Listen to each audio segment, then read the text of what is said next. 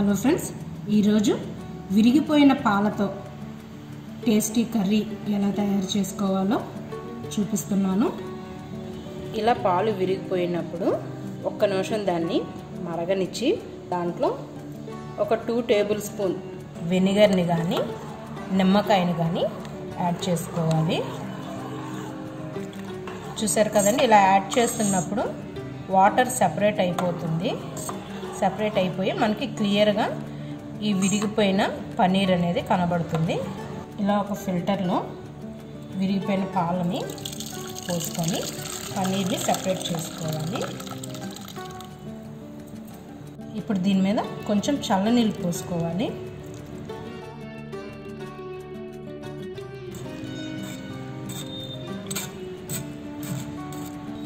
ఇలా ఒక 1 అవర్ పాటు దీన్ని ఈ జల్లెల్లోనే పెట్టుకోవాలి. కంప్లీట్గా వాటర్ అంతా డ్రైన్ అయిపోయేటట్టు. స్టవ్ మీద కడాయి పెట్టుకొని ఒక 2 టేబుల్ స్పూన్ ఆయిల్ వేసుకోవాలి. ఆయిల్ హీట్ అయ్యాక స్పైసెస్ అన్నీ యాడ్ చేసుకోవాలి.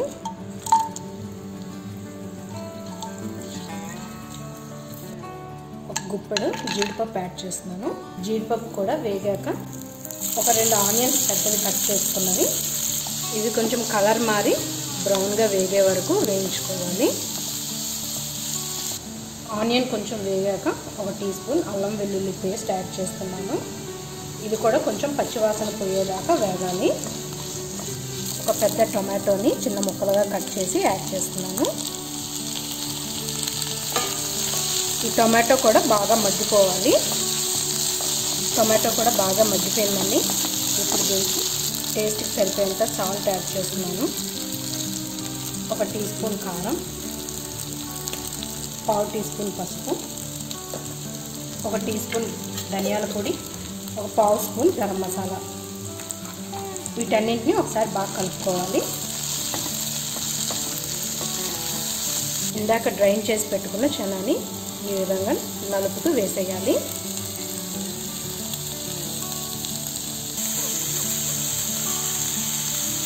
ఒకసారి కలుపుకున్న తర్వాత ఒక 1/2 టీ గ్లాస్ వాటర్ యాడ్ చేస్తున్నాను.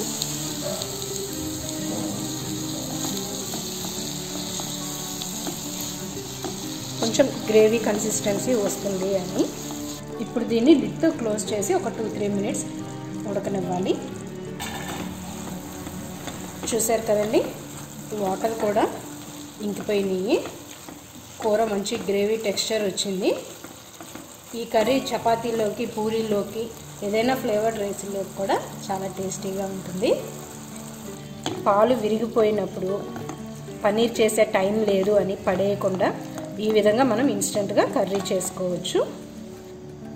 మీరు కూడా తప్పకుండా ట్రై చేయండి.